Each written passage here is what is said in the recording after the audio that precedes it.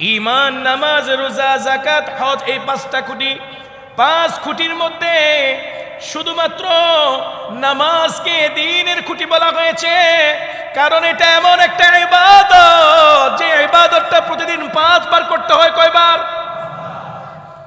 Daily আপনাকে 5 বার রিমাইন্ডে দেয় আল্লাহ বড়। এটা এমন একটা ইবাদত যে ইবাদতটা প্রতিদিন স্মরণ করে দেয় তুমি ছোট, আল্লাহ বড়। এটা এমন একটা ইবাদত যে ইবাদত আমাকে প্রতিদিন 5 বার মনে করে দেয় তুমি কিছুই না, সব আল্লাহ। তোমার মতো নগণ্য হত দরিদ্র অসহায় দুনিয়ার মধ্যে কেউ নাই, আমার মতো শক্তিশালী আর কেউ নাই।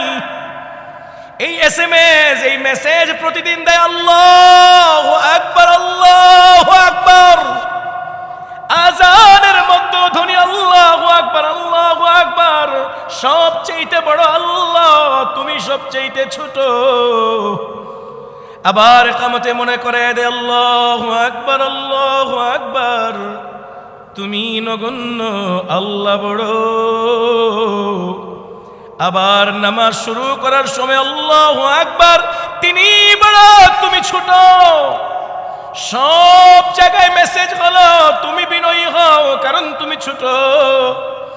একমাত্র বড় হলো কে? একমাত্র অহংকারের অধিকারী কে? এই জন্য প্রিয় ভাইরা আমার, আজান থেকে শুরু করে নামাজ পর্যন্ত সব জায়গায় শেখানো হয় একজন বড়, একজন বড়, একজন বড়, তিনি হলেন আল্লাহ।